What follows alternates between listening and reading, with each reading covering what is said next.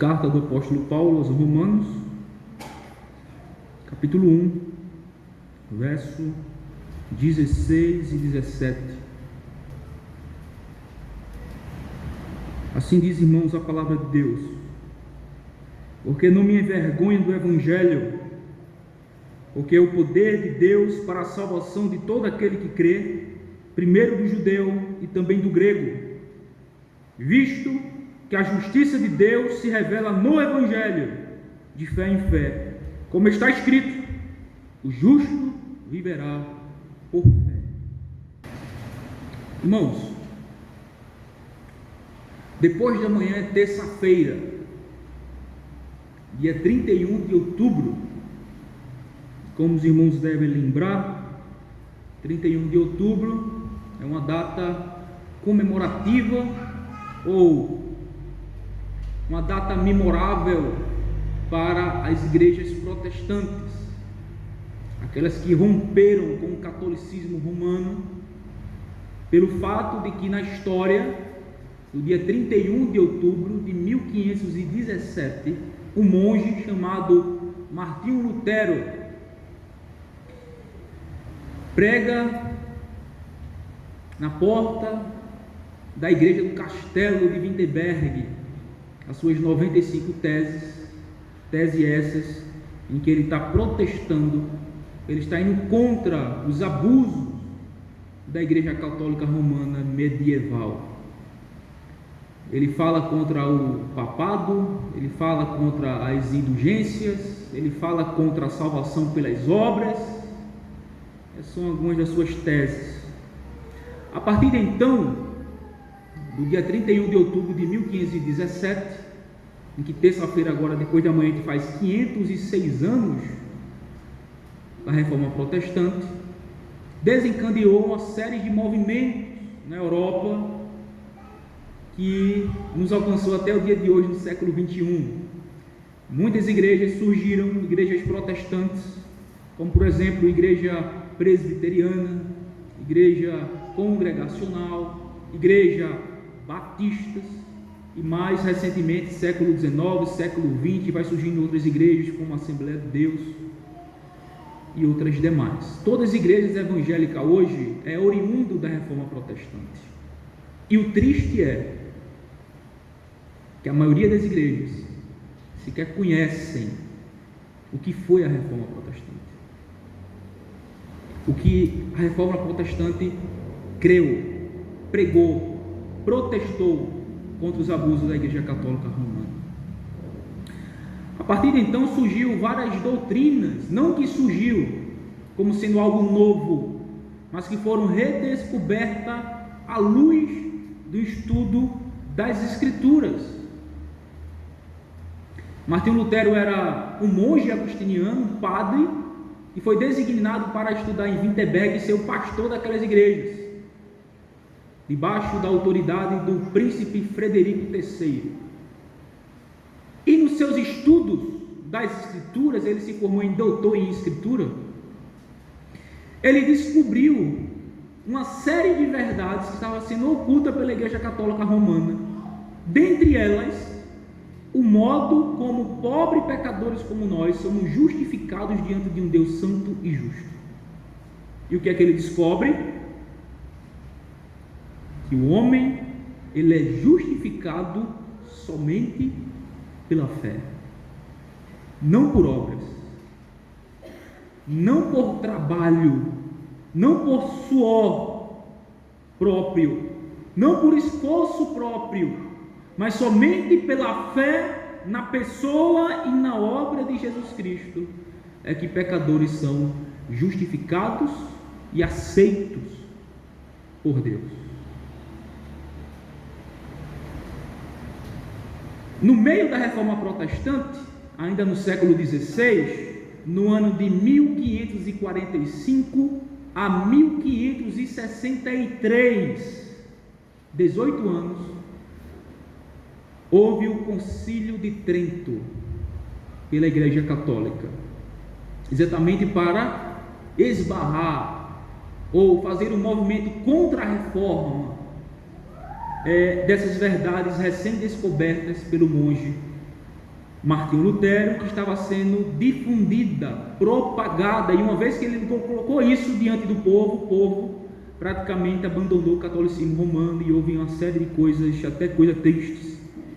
Mas o fato é que muitas pessoas romperam com o catolicismo romano e se voltaram para as verdades das Escrituras, da palavra de Deus, no que diz respeito a estes assuntos. Então, no Concílio de Trento, de 1545 a 1563, no capítulo 16, no cânone 9, vai dizer o seguinte: veja como é que os católicos criam e creem até o dia de hoje.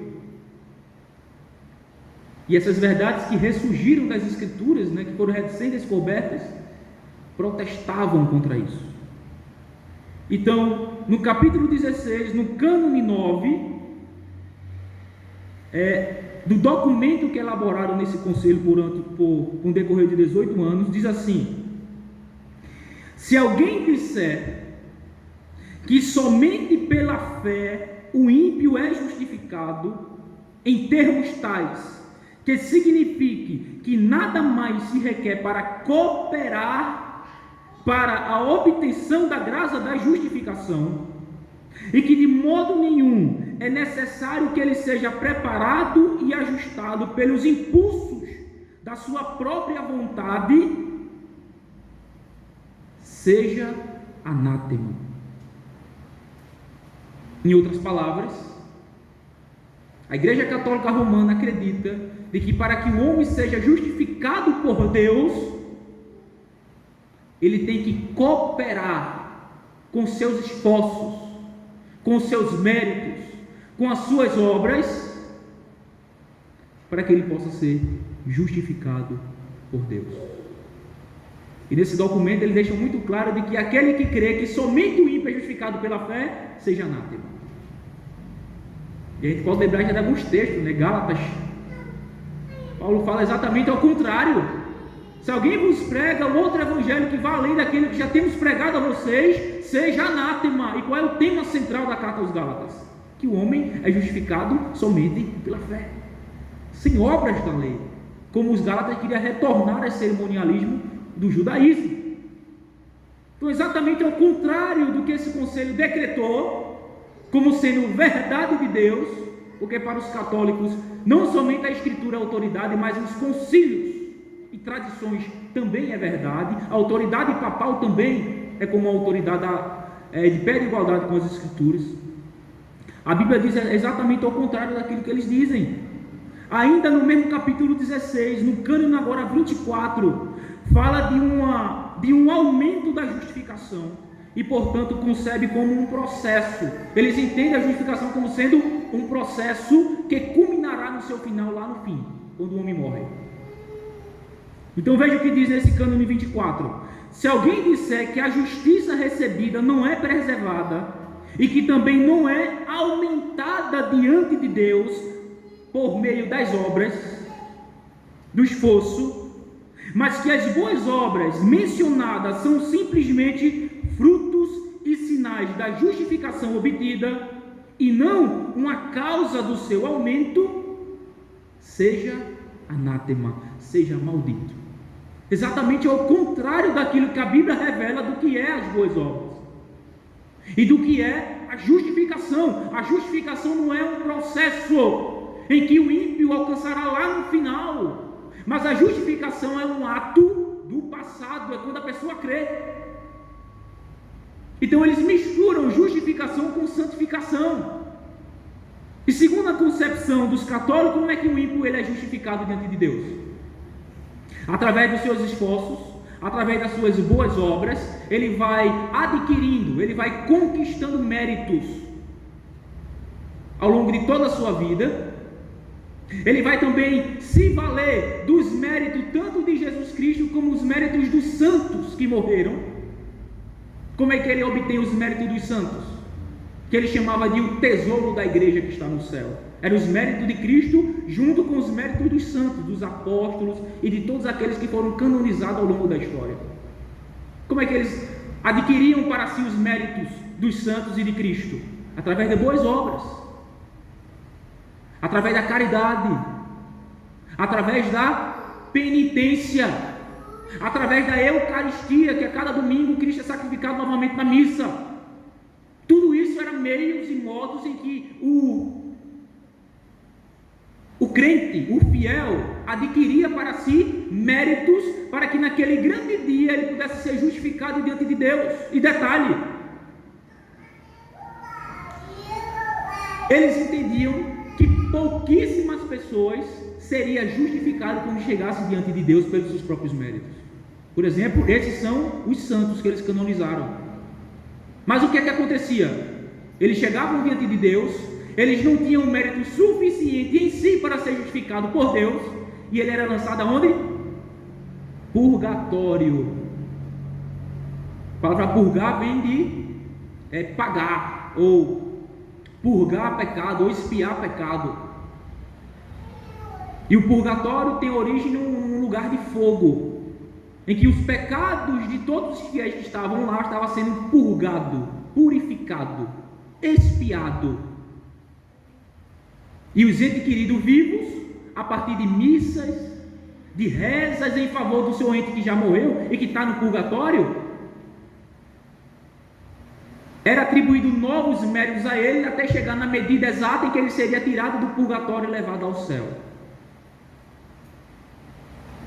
E uma das coisas que Lutero protestou muito foi contra a venda das indulgências. O que é a venda das indulgências?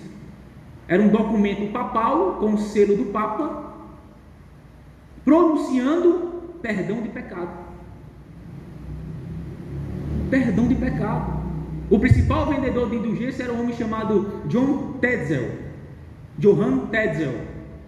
Ele dizia: na medida que a moeda cai no cofre, a alma sobe ao céu. Por quê? Porque o Papa tinha confeccionado, emitido um documento com a sua assinatura, com o seu selo, declarando perdão de pecados para aquele que comprava indulgências.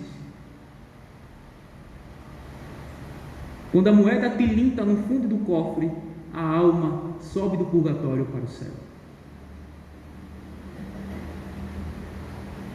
Era um meio da pessoa adquirir méritos. A pessoa estava comprando salvação dos seus entes queridos.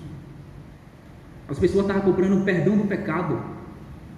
As pessoas estavam comprando a salvação, um pedacinho do céu dos seus entes queridos que já tinham morrido.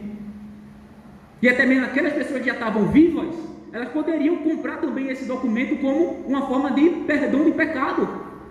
Eu estava estudando, eu estava até falando com o Sandro, algo interessante, rapaz, que o nobre, quando ele sai de uma cidade, Leipzig, lá na Alemanha, aborda esse John Tetzel, que está acabando de sair da cidade com um cofre cheio de dinheiro, que tinha vendido muitas indulgências. E ele chega para esse Tetzel e diz assim: olha, eu posso comprar uma indulgência, o perdão do meu pecado, para um pecado que eu estou planejando fazer no futuro? Aí ele fala: pode, desde que o dinheiro seja pago agora. Aí o cara vai dar o dinheiro a ele, pega o papel do seu perdão de pecado, e quando ele está saindo da cidade, esse mesmo cara aborda ele lá na frente e leva todo o dinheiro, rouba ele. Aí sai dizendo assim: ó, esse era o pecado que eu estava planejando. Veja que absurdo. Veja que absurdo.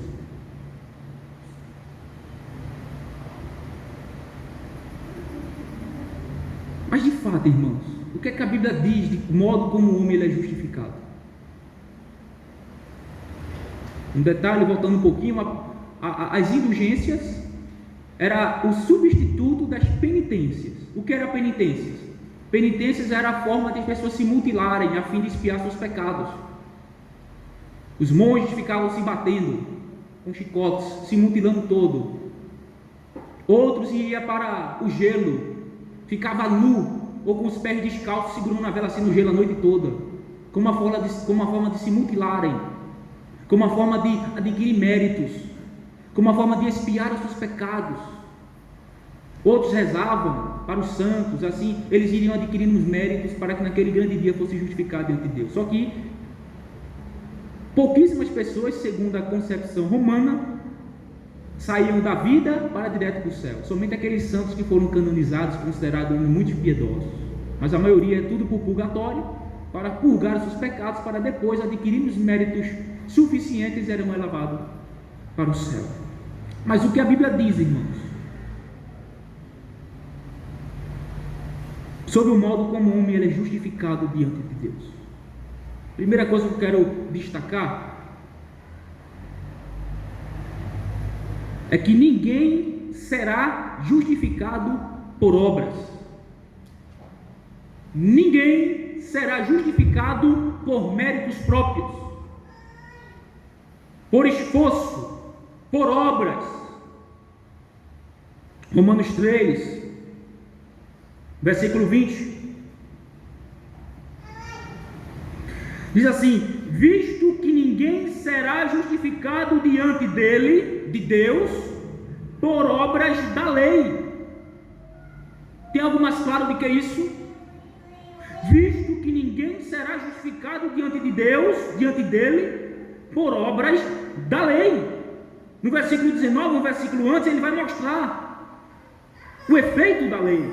Sabemos que tudo que a lei diz, ao que vivem na lei o diz, para que se cale toda a boca.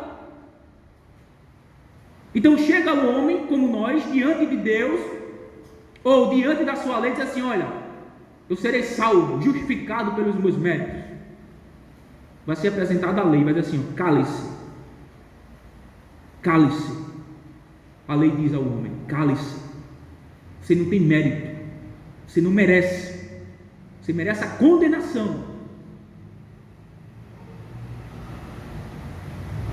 E todo mundo seja culpável perante Deus. O que é que deixa mais claro, mais evidente a culpa do homem, o pecado do homem? A lei. Pois no finalzinho do versículo 20 vai dizer isso, né? Em razão de que pela lei vem o pleno conhecimento do pecado. Portanto, ninguém será justificado diante de Deus pelas obras da lei, pela obediência à lei, por cumprir a lei, porque ninguém consegue cumprir perfeitamente. Gálatas 2, verso 16. Nós iremos ler bastante texto hoje, irmãos. A gente vê que a Bíblia ensina essa verdade. Gálatas 2,16 diz assim: sabendo contudo que o homem não é justificado por obras da lei, e sim mediante a fé em Cristo Jesus. Também temos crido em Cristo Jesus, para que fôssemos justificados pela fé em Cristo, e novamente, e não por obras da lei, pois por obras da lei ninguém será justificado. Ninguém será justificado. Ainda no mesmo livro de Gálatas 3,11. E é evidente que pela lei ninguém é justificado diante de Deus. Por quê? Porque o justo viverá pela fé. Ninguém será justificado diante de Deus pela lei, isto é, pelos seus esforços, pelos seus méritos, pelas suas obras, pela sua obediência, porque a sua obediência ela é insuficiente e, portanto, ineficaz para lhe justificar diante de Deus, porque a lei ela é nua, ela é crua, tudo que ele exige é perfeição. Se a pessoa tropeçar num único ponto, torna-se culpado de todos e, portanto, merecedor da condenação e da morte, porque o salário do pecado é a morte, e o que é pecado? Transgressão da lei de Deus. Então, irmãos, esse primeiro ponto, a Bíblia deixa muito claro que ninguém será justificado por obras, por esforço. Portanto, desista da ideia de você ser aceito ou justificado ou salvo por Deus pelos seus esforços, pelos seus méritos, pelas suas obras, pela sua obediência, como sendo a causa da sua salvação, ou a causa da sua justificação. Desista disso. Apague da sua mente nesse momento. Que agora eu vou lhe falar como é que nós seremos justificados diante de Deus. Segundo ponto: se não é por obras, como então o homem é justificado diante de Deus? A justificação é somente pela fé. Veja Filipenses capítulo 3, versículo 8 e 9. Filipenses capítulo 3, verso 8 e 9 diz assim: sim, deveras considero tudo como perda, por causa da sublimidade do conhecimento de Cristo Jesus, meu Senhor, por amor do qual perdi todas as coisas e as considero como refúgio para ganhar a Cristo. Versículo 9: e ser achado nele, não tendo justiça própria. Paulo está dizendo: eu quero ser achado em Cristo, porque eu considerei tudo como refúgio para que eu possa ganhar a Cristo, mas não tendo justiça própria, que procede da lei, senão que é mediante a fé em Cristo, a justiça que procede de Deus, baseado na fé. Como é que o homem é justificado diante de Deus? Não pela sua justiça própria, que procede da obediência à lei, mas pela justiça que é baseada na fé. A justiça de Deus, a justiça que procede do próprio Deus e que é baseada na fé. O ato em que Deus declara o pecador justo, no momento em que ele crê em Jesus Cristo. Ainda Gálatas 2,16, o texto que nós acabamos de ler, que mostra as duas realidades. Sabendo, contudo, que o homem não é justificado por obras da lei, e sim mediante a fé em Cristo Jesus, para que fôssemos justificados pela fé em Cristo e não por obras da lei. Justificado mediante a fé em Cristo Jesus. Esse é o modo de um pecador como nós sermos justificados diante de Deus, pela fé em Cristo Jesus. Atos capítulo 13, versículo 38 e 39, veja só como esse texto aqui descreve, como é que Paulo descreve. Atos 13, 38 e 39. Tomai, pois, irmãos, conhecimento de que se vos anuncia a remissão de pecados por intermédio deste, Paulo está se referindo a Cristo. 39.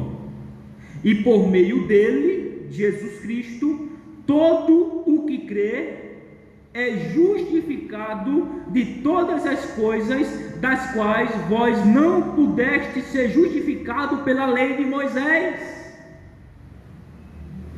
Veja, e por meio deste, de Cristo, todo aquele que crê nele é justificado de todas as coisas que vocês não conseguiram ser justificado pela lei de Moisés, ou seja, pelas obras, pela obediência, pelo cumprimento da lei. Mas por meio de Cristo é que nós seremos justificados, pela fé nele, por crer nele, por confiar em Cristo, é que o homem é justificado pela fé somente. Esse texto é muito claro, para que todo o que crê é justificado de todas as coisas das quais vós não pudestes ser justificado pela lei de Moisés. Veja que coisa, somos justificados de todos os nossos pecados, de toda a transgressão que nós não conseguimos cumprir por intermédio da lei. Somos justificados pela fé nele. E por fim desse ponto, Romanos 3, 28 é a conclusão do ensino de Paulo. Ele diz assim: concluímos, pois, que o homem é justificado pela fé, independentemente das obras da lei. Romanos 3, 28.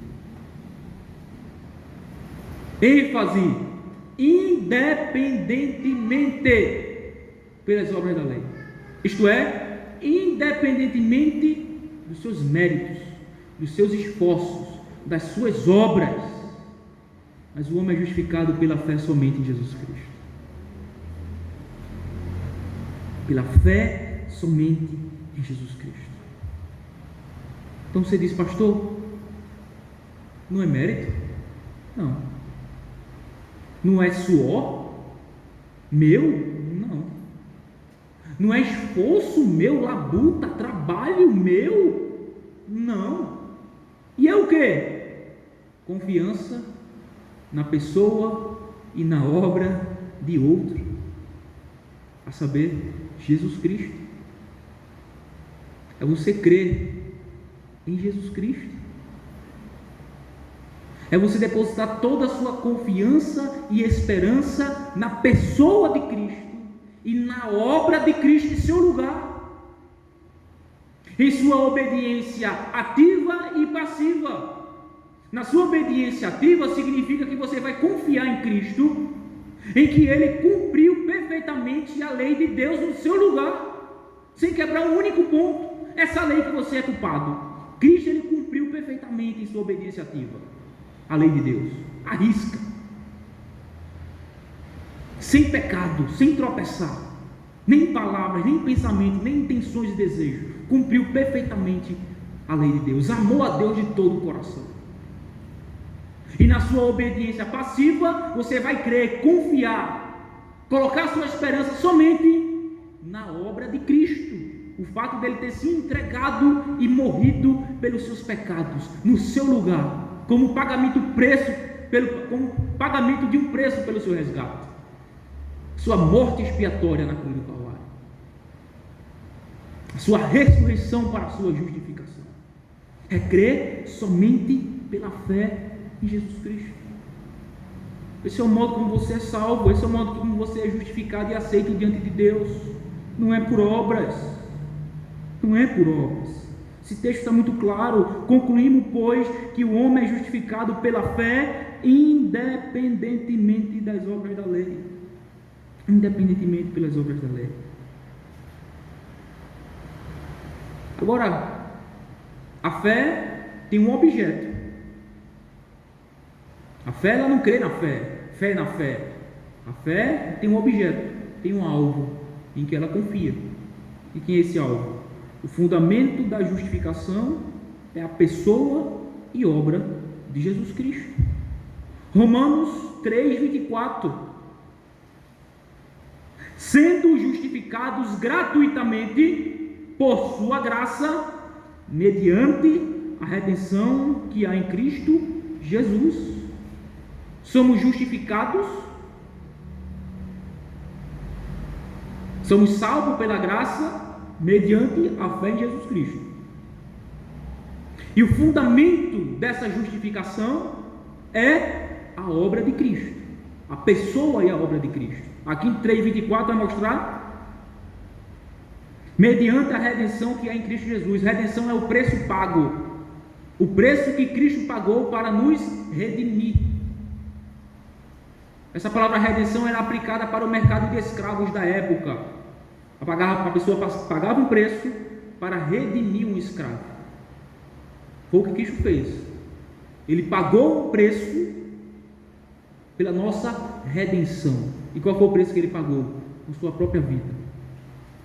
O seu próprio sangue foi a moeda que ele usou para nos comprar de uma tão grande condenação. Então ele é o fundamento. Romanos 4:25.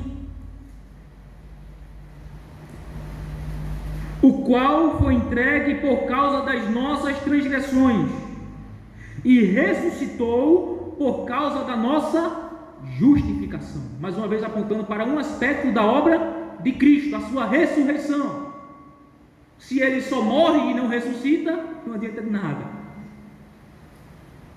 Mas ele ressuscitou como uma declaração pública da aceitação de Deus o Pai, da morte e a obra do seu Filho no lugar de pecadores como nós.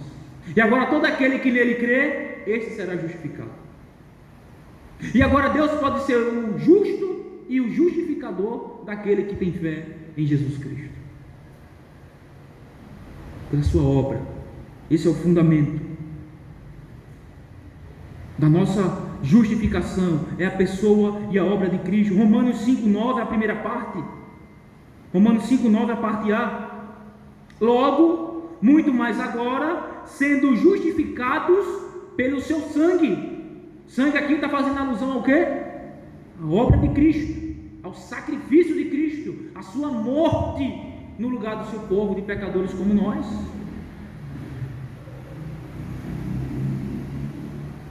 Gálatas 2,16 novamente, né? E sim, mediante a fé em quem? Em Cristo Jesus. Olha o objeto da nossa fé. Em quem a nossa fé está? Em Jesus Cristo. É o objeto, é o fundamento da nossa justificação. E por fim, Atos 13, 38 e 39, aquele mesmo texto que vai usar os termos aí, olha. Por intermédio deste, Jesus Cristo, e por meio dele, Jesus Cristo, é que nós somos justificados de todas aquelas obras que nós não conseguimos concluir pela lei de Moisés.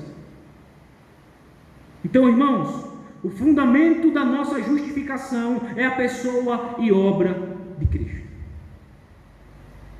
Isso aqui é um outro slogan da Reforma Protestante, né? Somente a graça, somente a fé, somente Cristo. Isto é, a salvação, a justificação é somente pela fé em Cristo, não em outro.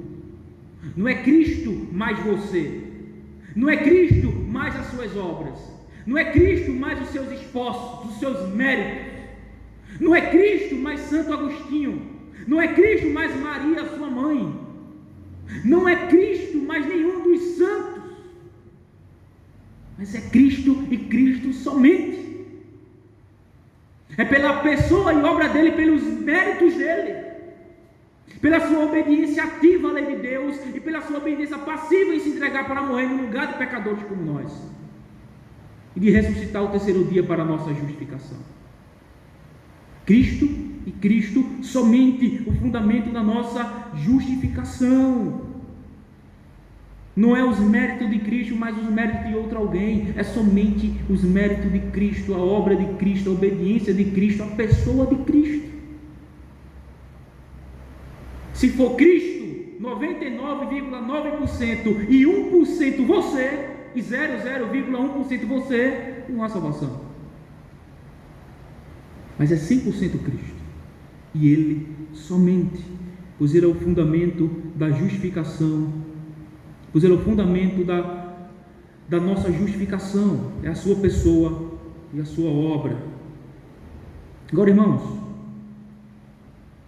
vamos entrar agora mais 2 pontos para nós encerrarmos, que é onde está praticamente a grande confusão, no que diz respeito aos efeitos da justificação e os frutos dessa justificação.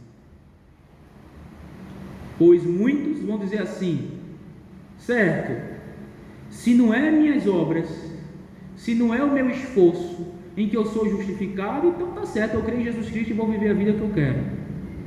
Aí onde está enganado, porque a Bíblia também não ensina isso. A Bíblia ensina de que aquele que foi passado justificado quando creu, este também será santificado. Isto é, a sua vida dará evidências, provas da sua justificação.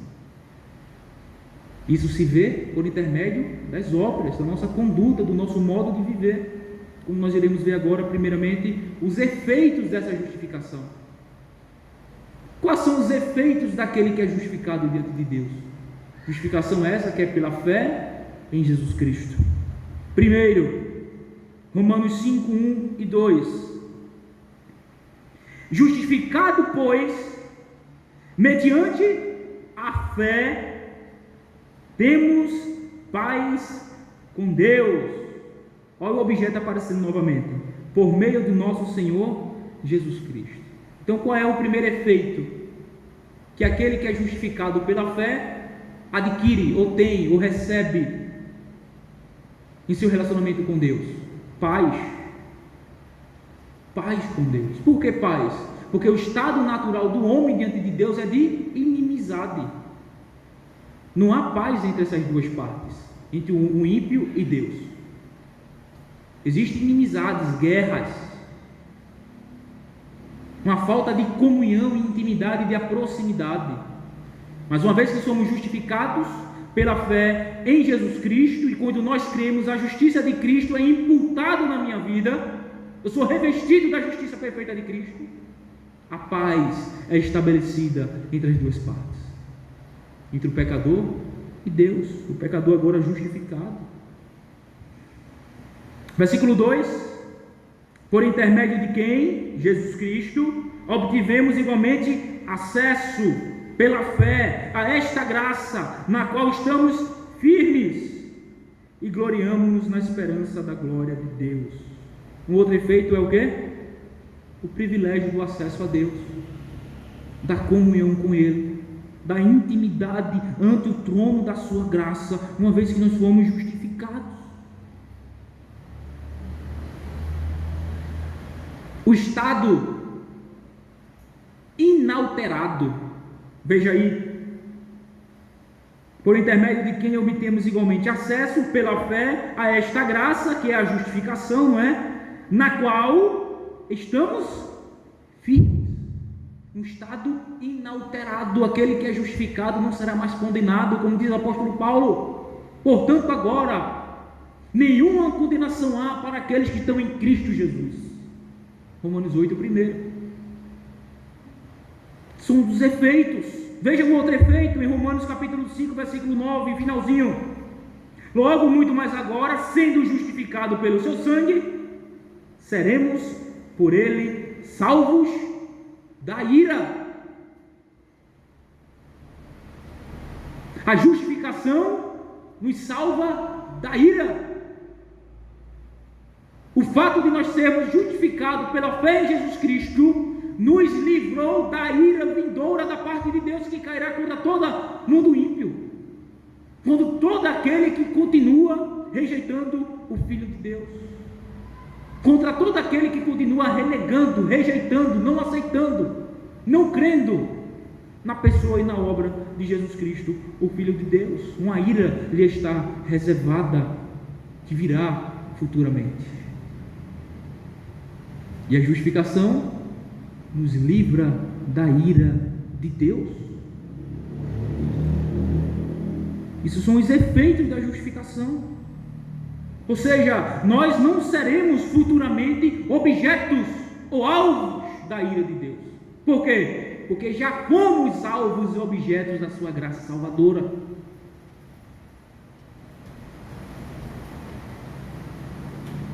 Um outro efeito, Romanos 5,10. Pois, se nós, quando inimigos, fomos reconciliados com Deus mediante a morte do seu Filho, muito mais, estando já reconciliados, seremos salvos pela sua vida. Qual o outro efeito da justificação? Reconciliação. Fomos reconciliados com Deus por meio de Cristo. E por quê?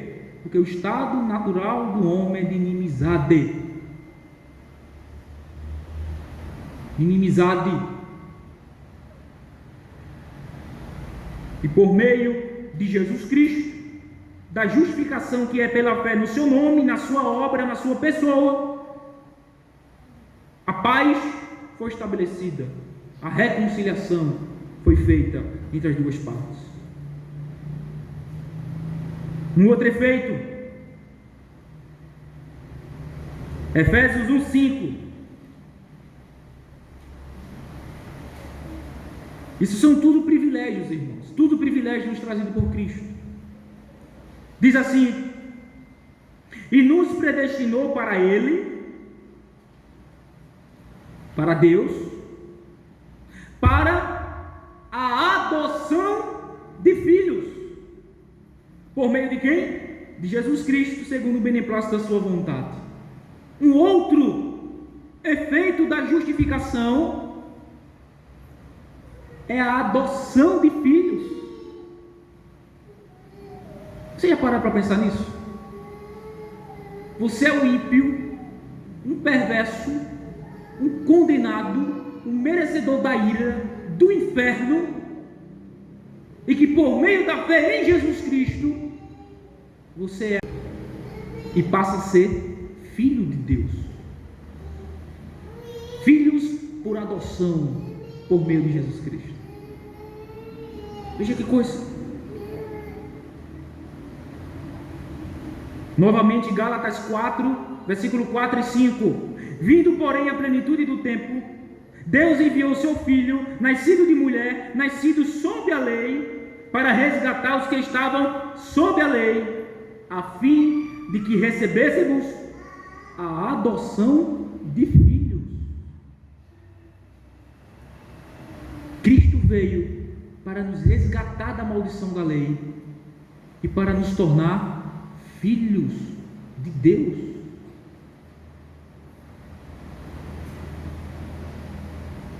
Um texto conhecido, João 1,12. Mas a todos quantos o receberam, deu-lhes o poder de serem feitos filhos de Deus, a saber, aos que creem em seu nome. Só é considerado filhos de Deus aqueles que se encontram em Cristo. Todos que são considerados filhos de Deus, significa que estes creram na pessoa e na obra de Cristo. E, portanto, foram justificados e adotados como filhos de Deus em sua família. Isso significa dizer, como nós já ouvimos muitas vezes, sair da boca de diversas pessoas de que todos são filhos de Deus. Não. Não. Filhos de Deus receberam o direito, o privilégio, todos aqueles que creram em Jesus, todos aqueles que foram justificados, todos aqueles que foram reconciliados, estes são considerados agora filhos de Deus. Fora de Cristo, ninguém é filho de Deus. É apenas uma criatura em que está debaixo da sua ira, do seu desprazer, a menos que se arrependa e que creia em Jesus Cristo pela fé somente, como nós já estamos vendo. Um outro efeito, poderia citar muitos, mas vamos correr, só mais um, para a gente partir para o último ponto. Romanos 8,17. Ora, se somos filhos, somos também herdeiros, herdeiros de Deus e co-herdeiros com Cristo. Se com Ele sofremos, também com Ele seremos glorificados. Irmãos, que maravilha!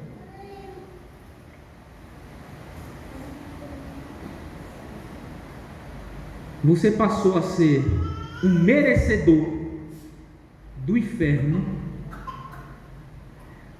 para um herdeiro de Deus, um co-herdeiro com seu irmão mais velho, Jesus Cristo. Ele que conquistou isso para você.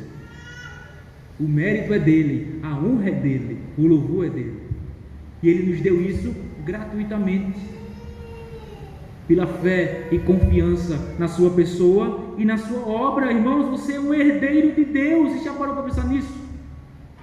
Você é um co-herdeiro de Cristo. Tudo que pertence a Cristo é lhe dado, lhe é prometido, e nós herdaremos junto com Ele naquele grande dia. Que maravilha! Isso são os efeitos da justificação, vimos apenas alguns. Paz com Deus, livre acesso à sua presença, um estado irrevogável, estamos firmes nesta graça da justificação, estamos livres da ira vindoura, fomos reconciliados com Ele, fomos adotados e somos agora filhos de Deus. Como se fosse pouco, somos herdeiros de Deus. Por fim, irmãos, e os frutos dessa justificação? Os frutos, nós vimos os efeitos, a mudança de status que o pecador se encontra diante de Deus agora, uma vez que está em Cristo, pela fé no seu nome. Mas quais são os frutos? O que resulta em nós pessoalmente, naquele que foi justificado? Os frutos da justificação são o quê? As boas obras, que evidencia, que testifica, que prova, que ratifica uma fé viva e verdadeira no Filho de Deus, que confirma. Gálatas 5:6, finalzinho, Gálatas 5:6, porque em Cristo Jesus nem a circuncisão, judeus, nem a incircuncisão, gentios, tem valor algum. Em Cristo nada disso serve. Se a pessoa é circunciso, se a pessoa não é circunciso. Mas o que? Mas a fé que atua pelo amor.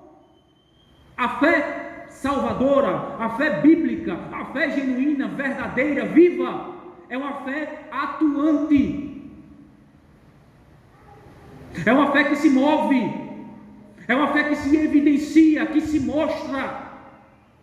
A partir de quê? Da prática do amor. O que é amor? Amar a Deus sobre todas as coisas, amar ao próximo como a si mesmo. O resumo da lei. A obediência às Escrituras. O viver piedosamente diante de Deus e diante dos homens. Uma fé que atua pelo amor. Não é nada imposto, mas é uma manifestação da nossa gratidão a Deus, a tudo que Ele já fez por nós. E nós expressamos, amando. Efésios 1:4. Olha o que diz: assim como nos escolheu nele, em Cristo, antes da fundação do mundo, eleição, para quê? Para sermos santos e irrepreensíveis perante Ele, perante Deus. Que palavra se destaca aqui nesse texto? Santos e irrepreensíveis. Isso aponta para a nossa conduta, para o nosso modo de viver, para nossas boas obras, para o nosso como nós vivemos. E aqui fala que isso aqui é o efeito da eleição de Deus para conosco. Fomos eleitos para isso. Na eternidade e no tempo, na providência, nós somos chamados eficazmente através do ministério da palavra. Somos regenerados pela ação poderosa e eficaz do Espírito Santo, onde nós recebemos vida quando estávamos mortos. Uma vez que nós recebemos vida, somos regenerados, nascemos de novo, nós agora nos arrependemos dos nossos pecados e nós cremos pela fé somente em Jesus Cristo. E quando nós cremos, nós somos justificados e depois adotados. E a partir de então inicia-se uma obra de santificação, mudança, transformação, abandono do pecado e conformidade com Cristo. Mudança de vida, obediência, transformação, vida santa e irrepreensível. Isso é mais um fruto da justificação. Ninguém será santificado se primeiro não foi justificado. Ninguém. Porque a santificação, as boas obras, são os frutos, as evidências de uma pessoa que foi justificada. Efésios 2:10. Pois somos feitura dele, criados em Cristo Jesus para quê? Para as boas obras. Efésios 2:10. As quais Deus de antemão preparou para que andássemos nelas. Fruto da minha salvação, que é pela graça mediante a fé em Jesus Cristo, é o andar em boas obras. É o fruto, é o que evidencia a minha salvação, a minha fé genuína na pessoa e na obra bendita de Jesus Cristo. Tito 2,14. o qual a si mesmo se deu por nós, falando de Cristo, a fim de remir-nos de toda a iniquidade e purificar para si mesmo um povo exclusivamente zeloso, um povo exclusivamente seu, zeloso de boas obras. Ele se entregou para nos remir, para nos purificar, e então para que andemos em boas obras, para que sejamos zelosos de boas obras. Veja que apenas é o fruto, é a consequência da salvação. Tito 3:8. Fiel é esta palavra, e quero que no tocante a estas coisas faças afirmação confiadamente, para que os que têm crido em Deus sejam solícitos na prática de boas obras. Estas coisas são excelentes e proveitosas aos homens. Tito 3:8. Veja, para que aqueles que creram, para que os que têm crido em Deus sejam solícitos na prática de boas obras. Veja que a consequência é o fruto da salvação, que implica na justificação. E para nós terminarmos, vamos dar uma olhadinha rapidinho em Tiago, a partir do verso 14, capítulo 2, verso 14. Tiago, que é um texto em que muitas pessoas pegam.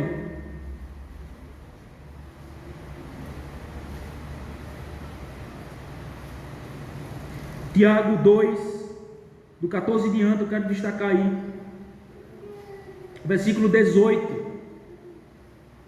que são perguntas retóricas que Tiago levanta, para dar evidências e para ensinar de que as obras testificam, aponta, revela uma fé verdadeira, uma fé que me salvou.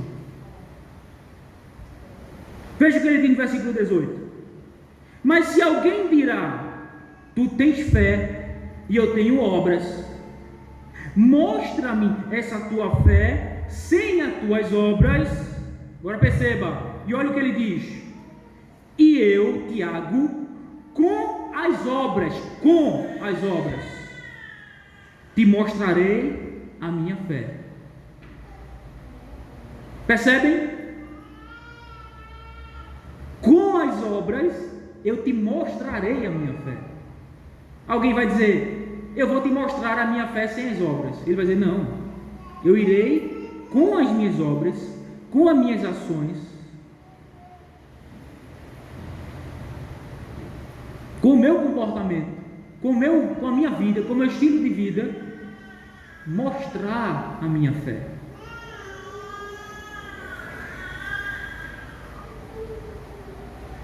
E no versículo 22, para nós terminarmos, não gastar muito tempo, já está avançado, ele diz assim: vês como a fé operava juntamente com as suas obras. Com efeito, foi pelas obras que a fé se consumou. A mesma linguagem. Com as obras que a fé se testificou, se completou, se evidenciou, se consumou. Então Tiago não está contradizendo Paulo, porque a Bíblia não se contradiz, irmãos. Mas ele está completando ou concluindo o que Paulo ensinou, que a justificação é pela fé somente, mas essa fé que me justifica é uma fé que é evidenciada através da minha vida, através dos frutos, das evidências da minha vida, do meu comportamento, da mudança e transformação que isso ocorreu em mim. Então as obras vai testificar, as obras é o fruto da justificação. Irmãos, para terminar eu quero ler aqui a nossa confissão de fé. Eu quero ler o capítulo 11, que fala sobre a justificação, parágrafo 1 e 2. Depois eu quero ler o capítulo 16, que fala sobre as boas obras, parágrafo 1 e 2 também. Então deixa eu ler. Confissão de Fé Batista 1689, capítulo 11, sobre a justificação, parágrafo 1 e 2, ele diz: aqueles a quem Deus chama eficazmente, Ele também os justifica gratuitamente, não por não por infundir-lhes justiça, mas perdoando-lhes os pecados, considerando-os e aceitando-os como pessoas justas, não por coisa alguma realizada neles ou por ele mesmo feita, mas unicamente por consideração a Cristo.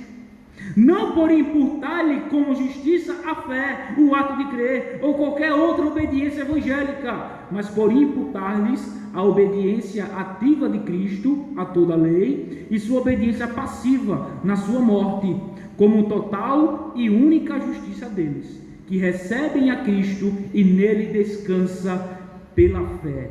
E essa fé não atende a si mesmo, é dom de Deus. Parágrafo 2. A fé, assim recebendo e apoiando-se em Cristo e sua justiça, é o único instrumento de justificação. Porém, ela não está sozinha na pessoa justificada. Está sempre acompanhada de todas as outras graças salvadoras, e não é uma fé morta, pois atua pelo amor. No capítulo 16, sobre as boas obras, parágrafo 1 e 2. Boas obras são somente aquelas que Deus ordenou em sua santa palavra, e não a que os homens inventam, sem o respaldo da palavra de Deus, movidos por um zelo cego ou por algum pretexto de boas intenções. As boas obras, feitas em obediência aos mandamentos de Deus, são os frutos e a evidência de uma fé verdadeira e viva. Por meio delas, os crentes demonstram a sua gratidão, fortalecem sua certeza de salvação, edificam seus irmãos, adornam sua profissão do Evangelho, fazem calar os seus adversários e glorificam a Deus, pois somos feitura dele, criados em Cristo Jesus para as boas obras, para que tenhamos o nosso fruto para a santificação e, por fim, a vida eterna. Isso resume tudo que nós falamos. Resume tudo que nós falamos. Deixa eu fazer algumas aplicações. Você é justificado? Sou, pastor. Prove-me. Como? Como que a gente acabou de ouvir. As suas obras. O quanto você mudou desde o dia que você professou a fé em Cristo? O quanto você foi transformado desde o dia que você creu em Cristo? O quanto você foi mudado desde o dia que você professou fé em Cristo? Acho que algumas poucas coisas externas, algum costume.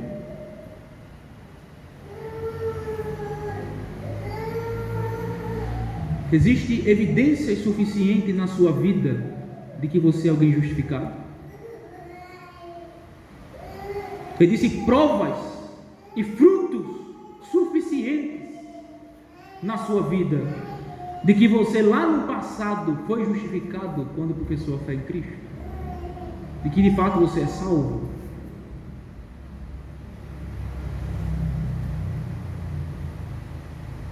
O quanto você tem crescido na sua obediência à palavra de Deus?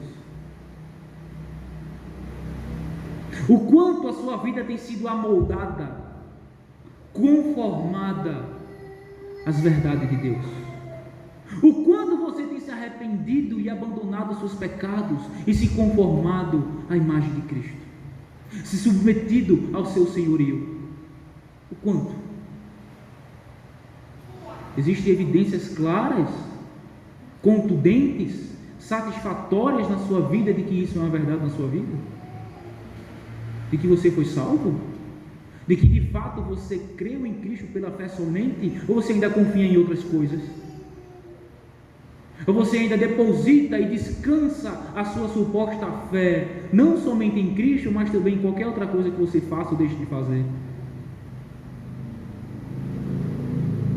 Ou até mesmo nas suas obras, como sendo a causa da sua justificação? Não. Creia em Jesus Cristo somente. o que Ele é e o que Ele fez é absolutamente suficiente para a nossa salvação. Tudo o que precisamos é descansar nele, é confiar e crer nele pela fé somente. Mas, se assim você fizer, isso tem que ser evidenciado na sua vida, a partir de uma verdadeira mudança na sua vida, de uma verdadeira transformação na sua vida. Porque pressupõe-se que aquele que foi justificado, ele já foi regenerado, ele já nasceu de novo, ele já é uma nova criatura, ele é habitado pelo Espírito Santo, e é inevitável que mudanças drásticas na sua vida aconteçam. Evidências, provas, frutos serão vistos na sua vida. Então você é justificado? O quanto você tem crescido no seu amor a Deus? O quanto você tem crescido no seu amor para com os seus irmãos, para com o povo de Deus?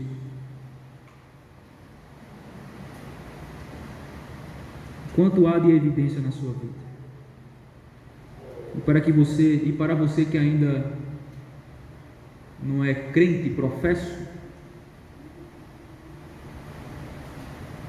não confie em si mesmo. Não confie na fé do seu pai ou na fé da sua mãe.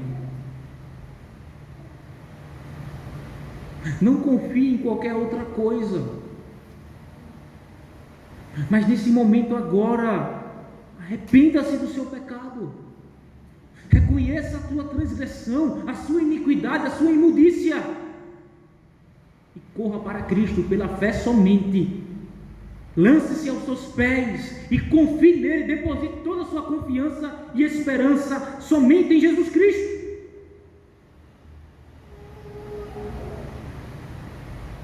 E alcançarás a promessa de Deus, de que todo aquele que nele crê, tenha vida eterna.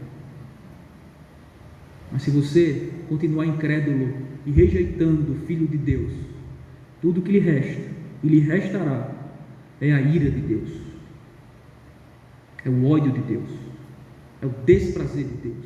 E se você morrer nessa condição, tudo que lhe está reservado é a ira dele, é a condenação eterna, porque você rejeitou o Filho de Deus.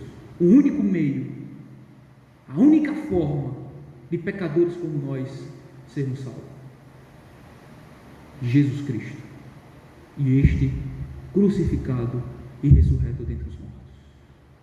Você crê nele? Creia, mas pela fé somente é que você será justificado, será aceito por Deus. Amém.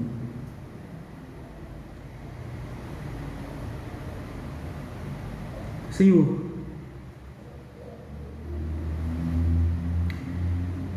isso é tão claro quanto a luz do sol ao meio-dia, Senhor. Todavia, ainda tem pessoas cegas.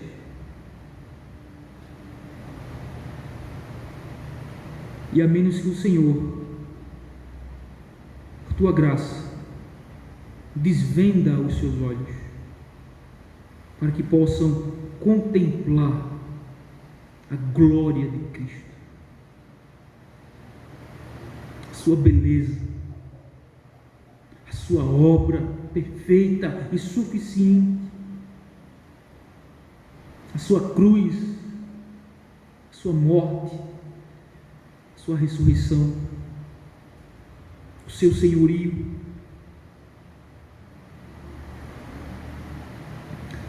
Senhor, isso é tão vivo, tão real, todavia há pessoas ainda mortas, Senhor.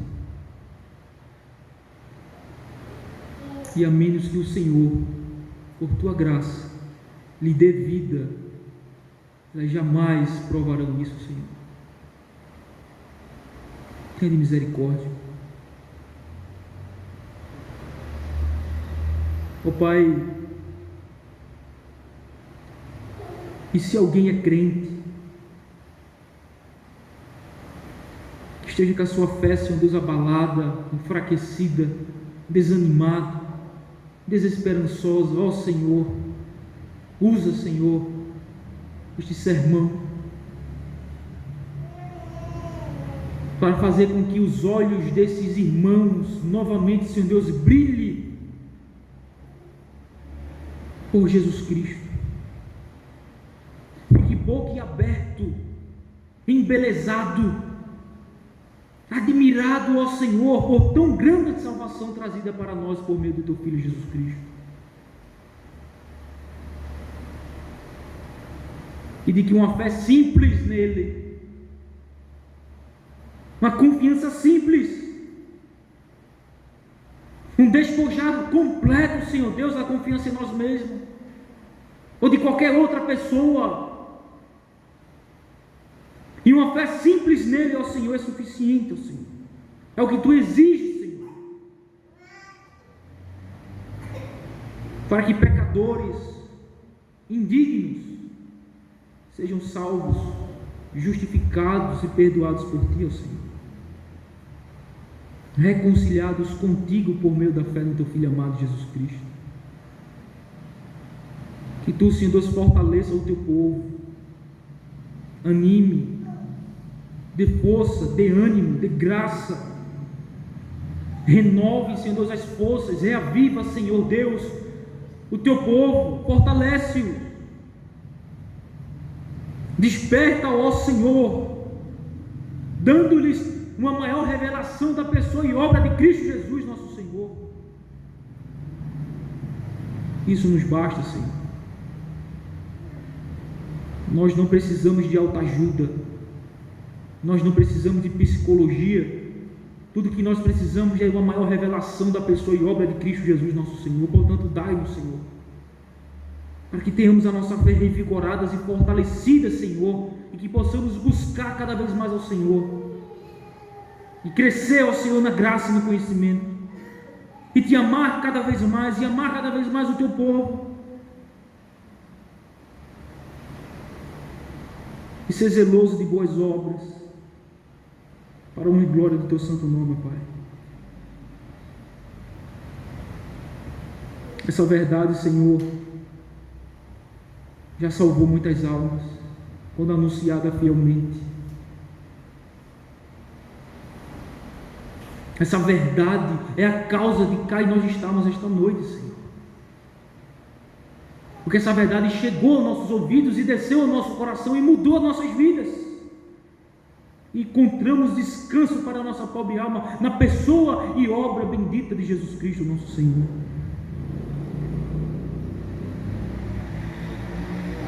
Assim aplica também essa verdade no coração daqueles que ainda não são crentes, ó Senhor, salvando-os de uma tão grande condenação. Senhor Deus, nós te oramos, conscientes de que Tu pode fazer muito mais além daquilo que nós pedimos ou pensamos. Em nome de Teu Filho amado Jesus Cristo. Amém.